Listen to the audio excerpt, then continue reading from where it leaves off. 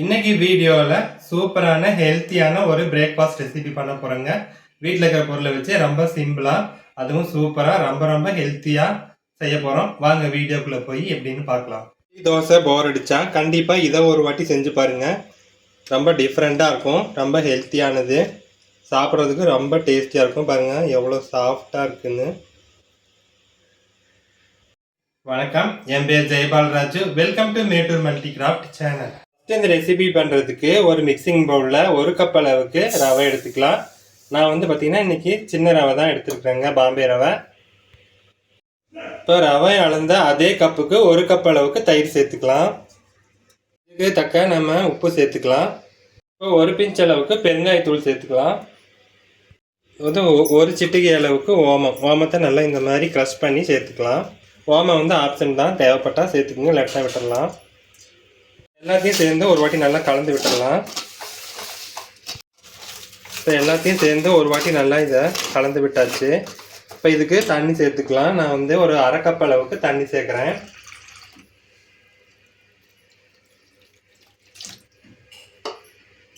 சேர்த்துட்டு இது ஒரு வாட்டி கலந்து விட்டுடலாம். இது கூடவே 1 பிஞ்ச் அளவுக்கு ஆப்ப சோடா சேர்த்துக்கலாம். சேர்த்துட்டு நல்லா ஒரு வாட்டி இதை கலந்து விட்டுடலாம். எல்லாத்தையும் சேர்த்து நல்லா மிக்ஸ் பண்ணியாச்சு. இது ஒரு தட்டு போட்டு மூடி ஒரு 10 நிமிஷம் ரவை ஊறி வரட்டும். அதுக்குள்ளே நம்ம உள்ளே வைக்கிற ஸ்டஃபிங் ரெடி பண்ணிடலாம்.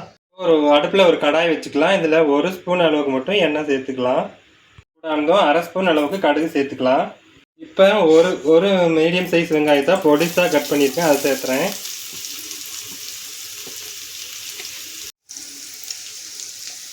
ஒரு பச்சை மிளகா பொடிசாக கட் பண்ணதை சேர்த்துக்கிறேன். நீங்கள் காரத்துக்கு தகுந்த மாதிரி சேர்த்துக்கலாம். ஒரு வெள்ளை பூண்டு பொடிசாக கட் பண்ணி வச்சுருக்கேன், அதை சேர்த்துடலாம். ஒரு சின்ன துண்டு இஞ்சி பொடிசாக கட் பண்ணது, அதையும் சேர்த்துக்கலாம். ஒரு கொத்து ஃப்ரெஷ்ஷான கருவேப்பிலத்தில் அதையும் சேர்த்துக்கலாம். நல்லா கலந்து விட்டுடலாம். நல்லா வதங்கி வரட்டும். வெங்காயம் பார்த்திங்கன்னா ஓரளவுக்கு நல்லா வதங்கி வந்துருச்சு, கண்ணாடி பதம் வந்துருச்சு. இப்போ நான் வந்து 1/2 கப் அளவுக்கு பச்சை பயிறு வேக வச்சு வச்சுருக்கேன், அதை உள்ளே சேர்த்துட்றேன்.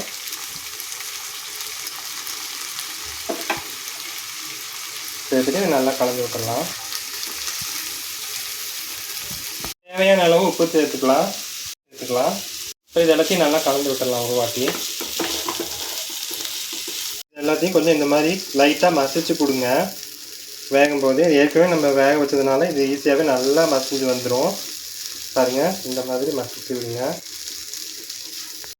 இப்போ இது பார்த்திங்கன்னா ஓரளவுக்கு நம்ம மசிச்சு விட்டாச்சு. இந்த மாதிரி லைட்டாக மசிச்சு கொடுத்தாவே நல்லா மசிஞ்சு வந்துடும். ஒரு உருளைக்கிழங்க வேக வச்சு நல்லா மசிச்சு வச்சுருக்கேன், அதையும் சேர்த்துடலாம். சேர்த்துட்டு இதை நல்லா கலந்து கொடுத்துடலாம். உருளைக்கிழங்கு எல்லாமே சேர்த்து ஒன்று சேர்ந்து வந்துருச்சு பாருங்கள். இந்த மாதிரி நல்லா மசிச்சு விட்டுக்குங்க. ஒரு சிரமம் ஒன்றும் இல்லை.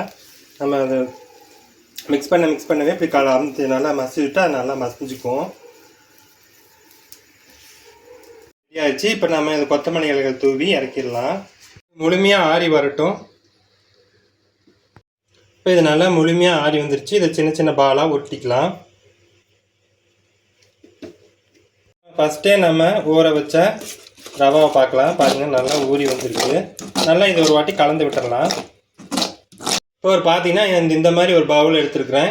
இதில் கொஞ்சமாக நான் வந்து எண்ணெய் பூசி வச்சுருக்கிறேன். நீங்கள் இது மாதிரி டம்ளர் இருந்தால் கூட டம்ளர், இல்லைன்னா ஒரு கிண்ணம் ஏதோ ஒன்று எடுத்துக்கோங்க. அதில் இந்த மாதிரி ஆயில் பண்ணி வச்சுக்கோங்க, ஆயில் க்ரீஸ் பண்ணி வச்சுக்கோங்க. இதில் கொஞ்சமாக நம்ம ரவை சேர்த்தோம் இல்லையா, அதை சேர்த்துக்கலாம். நம்ம உருளைக்கிழங்கு பச்சை பயிறு வேக வச்சோம்ல, அதை உள்ளே சேர்த்துக்கலாம். சேர்த்துட்டு இதை நல்லா மறுபடியும் கொஞ்சமாக மூடி விட்டுடலாம். எத்தனை பவுலுக்கு வருதோ அது எல்லாத்தையும் இதே மாதிரி நம்ம செஞ்சு எடுத்துக்கலாம். நம்ம ஃபில் பண்ணியாச்சு. இப்போ நம்ம இதை இட்லி பாத்திரத்தில் வேக வச்சு எடுத்துக்கலாம். தண்ணி ஊற்றி நல்லா காய வச்சுருக்கிறேன். இப்போ இதுக்குள்ளே நாம் வச்சிடலாம். இப்போ இட்லி பானையை மூடி இது வந்து ஹை ஃப்ளேம்லேயே ஒரு 15 நிமிஷம், இல்லைன்னா ஒரு 10 நிமிஷத்துலேருந்து 15 நிமிஷம் ஆகும் வேகிறதுக்கு. அப்புறம் பார்க்கலாம். 10 நிமிஷம் ஆயிடுச்சு. ஓப்பன் பண்ணி பார்க்கலாம். வா, சூப்பராக வந்திருக்கு. இப்போ நம்ம இதை வெளியே எடுத்துக்கலாம். பாருங்க எல்லாமே வெந்து வந்திருக்கு. நல்லா சாஃப்டாக இருக்குது பாருங்கள். இது முழுமையாக ஆனதும் நம்ம டீமோல்டு பண்ணிக்கலாம். ஓரளவுக்கு சூடாக இருக்குது. இப்போ நாம் வந்து இதை அப்படி கையில் இந்த மாதிரி நெப்புனாவே அழகாக டீமோல்ட் ஆயிரும். பாருங்கள் சூப்பராக டீமோல்ட் ஆயிடுச்சு.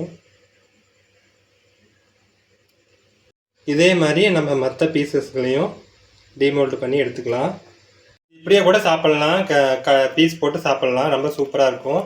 ஆனால் இது வந்து உள்ளே வந்து நம்ம ஸ்டஃபிங் வச்சுருக்கோம், மேலே ஒரு மசாலா கோட்டிங் கொடுத்துடலாம். இப்போ ஒரு ஃபேன் வச்சுருக்கிறேன், அதில் 1 ஸ்பூன் அளவுக்கு எண்ணெய் சேர்த்துக்கலாம். ஹை ஃப்ளேம்லேயே வச்சு சூடு பண்ணியாச்சு. இப்போ ஸ்டவ்வை வந்து சிம் பண்ணிவிட்டு இதில் கொஞ்சமாக நம்ம மிளகாய்த்தூள் சேர்த்துக்கலாம். 1/2 ஸ்பூன் அளவுக்கு மிளகாய்த்தூள், 1/4 ஸ்பூன் வந்து கரம் மசாலா சேர்த்துக்கலாம், பெருங்காயத்தூள் சேர்த்துக்கலாம், மஞ்சத்தூள் சேர்த்துக்கலாம், தேவையான அளவு சேர்த்துக்கலாம். எல்லாத்தையும் நல்லா ஒரு வாட்டி மிக்ஸ் பண்ணிடலாம்.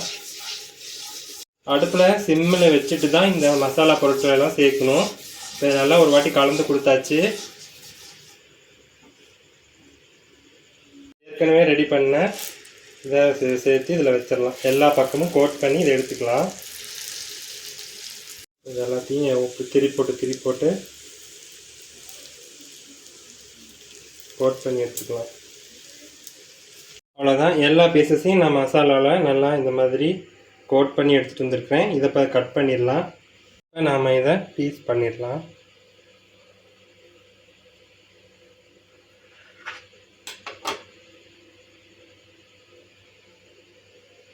இதே மாதிரி மீதி இருக்க எல்லா பீசஸையும் பீஸ் பண்ணிடலாம். அதாங்க நம்ம 1 கப் ரவை வச்சு ரொம்ப ஈஸியான ஒரு பிரேக்ஃபாஸ்ட் நம்ம செஞ்சிட்டோம். இது வந்து பிரேக்ஃபாஸ்ட்டாகவும் சாப்பிட்லாம், இந்த ஈவினிங் ஸ்நாக்ஸாகவும் சாப்பிட்லாம், ஸ்கூலுக்கு நம்ம லஞ்சுக்கும் கொடுத்து விடலாம். ரொம்பவே சூப்பராக இருக்கும், ரொம்பவே ஹெல்த்தி. இதில் வந்து எண்ணெயும் நம்ம கம்மியாக தான் சேர்த்துருக்கோம். சின்னவங்க பெரியவங்க யார் வேணாலும் சாப்பிட்லாம்.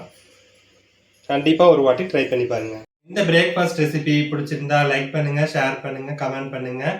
இது வரைக்கும் நம்ம சேனலை சப்ஸ்கிரைப் பண்ணலைன்னா சப்ஸ்கிரைப் பண்ணிக்கோங்க. கூடவே வர இருக்க பெல் சிம்பலையும் கிளிக் பண்ணிக்கோங்க. மீண்டும் அடுத்த வீடியோவில் சந்திக்கலாம். நன்றி, வணக்கம்.